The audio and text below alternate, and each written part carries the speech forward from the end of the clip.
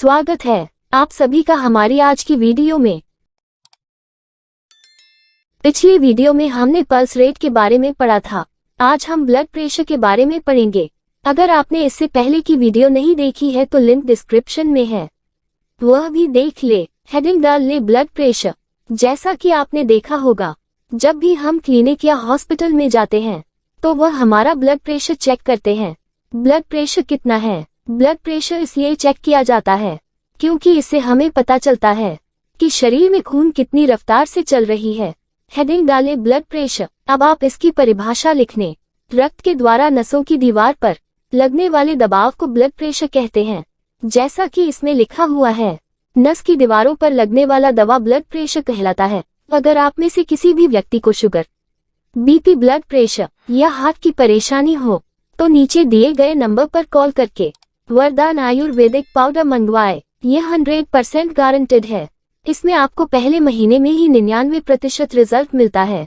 जैसा कि हमने पिछली वीडियो में पढ़ा था, पल्स रेट उसने देखा था, ब्लड कितनी रफ्तार से चलता है, उसी तरह से इसमें देखना है ब्लड कितनी रफ्तार से चलता है और ज्यादा तेज चलने पर क्या होता है और कम तेज चलने पर क्या होता है। हेडिंग डाले नॉर्मल ब्लड प्रेशर। इसमें हम देखेंगे बच्चों का, वयस्कों का और बुजुर्गों का नॉर्मल ब्लड प्रेशर कितना होता है। इसमें लिखे वृद्धों में 130/90 मिलीमीटर ऑफ Hg होता है, वयस्कों में 128 मिलीमीटर ऑफ Hg होता है, बच्चों में 60/40 मिलीमीटर ऑफ Hg होता है। अब आप इसमें पूछेंगे बच्चों का ब्लड प्रेशर कम है और वृद्धों का सबसे ज्यादा। वृद्धों का सबसे ज्यादा इसलिए होता है क्योंकि उन्हें उम्र ढलने के साथ कमजोरी जैसी परेशानियां ज्यादा टेंशन के वजह से होने लगता है, इसीलिए उनका ब्लड प्रेशर ज्यादा होता है। बच्चों में इसीलिए कम होता है क्योंकि उन पर किसी चीज का दबाव नहीं होता है, उन्हें किसी चीज की टेंशन नहीं होती है, इसीलिए उनमें ब्लड प्रेशर कम होता है। अब इसमें आप पूछेंगे एम ऑफ Hg को क्या कहते हैं। mm को मिलीमीटर कहते हैं और Hg को मर्क्यूरी कहते हैं। बीपी में आपने देखा है 120/80 होता है, मगर आपको यह पता है कि ऊपर वाले को क्या कहते हैं और नीचे वाले को क्या कहते हैं। अब आप इसमें लिखें, ऊपर वाले संख्या को सिस्टोलिक ब्लड प्रेशर कहते हैं और नीचे वाले संख्या को डायस्टोलिक ब्लड प्रेशर कहते हैं। इसमें हमारा blood pressure minimum 90/70 millimetre of Hg माना जाता है और normal blood pressure 128 millimetre of Hg माना जाता है और मैक्सिमम 159 मिलीमीटर ऑफ Hg माना जाता है, मगर हम 149 मिलीमीटर ऑफ Hg को ही मैक्सिमम मानते हैं। अब आप इसमें लिख ले कि अगर बीपी ज्यादा बढ़ जाए तो उसे क्या कहेंगे, अगर कम हो जाए तो उसे क्या कहेंगे। लिखें, अगर blood pressure 159 millimetre of Hg से ज्यादा हो जाए तो उसे हाइपरटेंशन कहते हैं। अगर blood pressure 129 millimetre of Hg से कम हो जाए तो उसे हम हाइपोटेंशन कहते हैं। अब हम इसमें देखेंगे कि ब्लड प्रेशर को प्रभावित करने वाले कौन कौन से कारक होते हैं।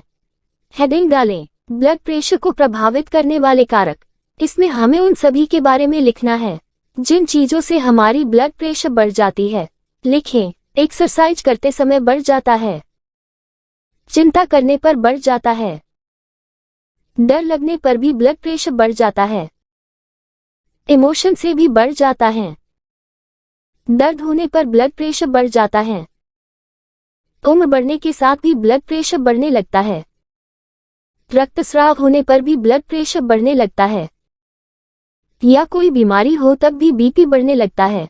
अगर इन सब चीजों से मरीज का ब्लड प्रेशर बढ़ता है तो इसमें कोई दिक्कत की बात नहीं होती है, यह अपने आप ही नॉर्मल हो जाता है। अगर किसी बीमारी की वजह से हुआ है तो हम बीमारी का इलाज करवाते हैं, तब ब्लड प्रेशर सही हो जाता है।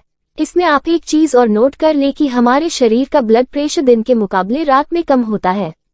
रात में ब्लड प्रेशर इसलिए कम होता है क्योंकि हम रात में सोते हैं, हमारा शरीर आराम करता है, इसीलिए रात को हमारा ब्लड प्रेशर कम होता है। दिन में हमारा ब्लड प्रेशर इसलिए ज्यादा होता है क्योंकि हम किसी न किसी कार्य को करते रहते हैं, इसलिए दिन में हमारा ब्लड प्रेशर ज्यादा रहता है। इसमें आप एक पॉइंट और लिख लें, ब्लड प्रेशर महिलाओं में पुरुषों के मुकाबले कम होता है। जैसे कि पुरुषों का normal blood pressure 128 millimetre of Hg इतना होता है, उसी तरह महिलाओं का normal blood pressure 110/80 of a millimetre of Hg normal होता है। जैसा कि हमने पढ़ा था, ब्लड की रफ्तार 120 किलोमीटर प्रति सेकंड होता है। इस रफ्तार से हमारे आर्टरी नसों में खून बहता है और 80 किलोमीटर प्रति सेकंड की रफ्तार से वेन नसों में बहता है। अगर आप में से किसी भी व्यक्ति को शुगर, बीपी, ब्लड प्रेशर या हार्ट की परेशानी हो तो नीचे दिए गए नंबर पर कॉल करके वरदान आयुर्वेदिक पाउडर मंगवाए। यह 100% गारंटेड है। इसमें आपको पहले महीने में ही 99% रिजल्ट मिलता है। अब हमारा वाइटल साइन में 4 टॉपिक पूरा हो चुका है। वाइटल साइन में अब हमारा 2 टॉपिक बचा है। Number 5 RBS random blood sugar. Number 6 SpO2 saturation pressure of O2 in blood। Number 5 RBS random blood sugar. जैसा कि इसके नाम से ही पता चल रहा है कि इसके नाम में ही शुगर के बारे में लिखा हुआ है। RBS 70 से 150 मिलीग्राम प्रति डेसीलीटर होता है। अब इसमें हम देखेंगे को क्या कहते हैं। mg को मिलीग्राम कहते हैं और dl को डेसीलीटर कहते हैं। क्या आपने कभी सोचा है हमें शुगर कैसे हो जाती है? दरअसल हमारे शरीर में शुगर पहले से ही मौजूद होता है। जब इसकी मात्रा बढ़ जाती है तो हम कहते हैं शुगर हो गया है। हमारे शरीर में शुगर की मात्रा बढ़ने का कारण होता है कि हमारे शरीर में इंसुलिन की मात्रा कम हो जाती है, इसलिए शुगर की मात्रा बढ़ जाती है। हेडिंग डालें नंबर 6। हमारे शरीर में SpO2 की मात्रा 95% से 100% तक होता है। अगर इससे कम होता है तो आपको सांस की परेशानी हो जाती है। इसमें हमारे शरीर में ऑक्सीजन की मात्रा 95% से 100% तक न्यूनतम होना चाहिए। अगर आप में से किसी भी व्यक्ति को शुगर, बीपी, ब्लड प्रेशर या हार्ट की समस्या हो तो नीचे दिए गए नंबर पर कॉल करके वरदान आयुर्वेदिक पाउडर मंगवाए। यह 100% गारंटेड है। इससे आपको पहले महीने में ही 99% रिजल्ट मिलता है। हम देखेंगे कि हमारे शरीर में रक्त की कितनी मात्रा होती है। हमारे शरीर में रक्त की 5 से 6 लीटर मात्रा होती है। रक्त को 2 भागों में बांटा गया है। नंबर 1 प्लाज्मा 55% होता है। नंबर 2 कार्पस सेल्स की मात्रा 45% होती है। कार्पस सेल्स को 3 भागों में बांटा गया है। नंबर 1 RBC को रेड ब्लड सेल्स कहते हैं।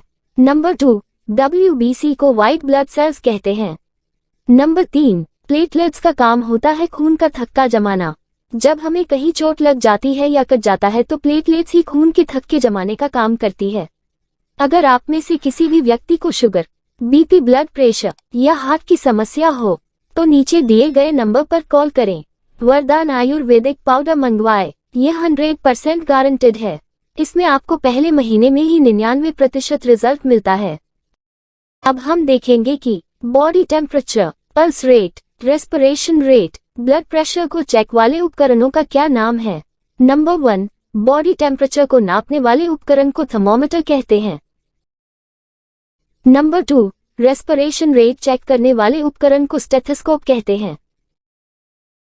नंबर 3 पल्स और ऑक्सीजन चेक करने वाले उपकरण का नाम पल्स ऑक्सीमीटर है। नंबर 4 ब्लड प्रेशर चेक करने वाले उपकरण को स्फिग्मोमैनोमीटर कहते हैं। नंबर 5 शुगर चेक करने वाले उपकरण को ग्लूकोमीटर कहते हैं।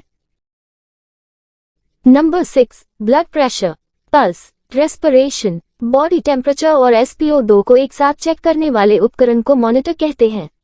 अगर आप में से किसी भी व्यक्ति को शुगर, बीपी, ब्लड प्रेशर या हार्ट की परेशानी हो तो नीचे दिए गए नंबर पर कॉल करके वरदान आयुर्वेदिक पाउडर मंगवाए। यह 100% गारंटेड है। इसमें आपको पहले महीने में ही 99% रिजल्ट मिलता है।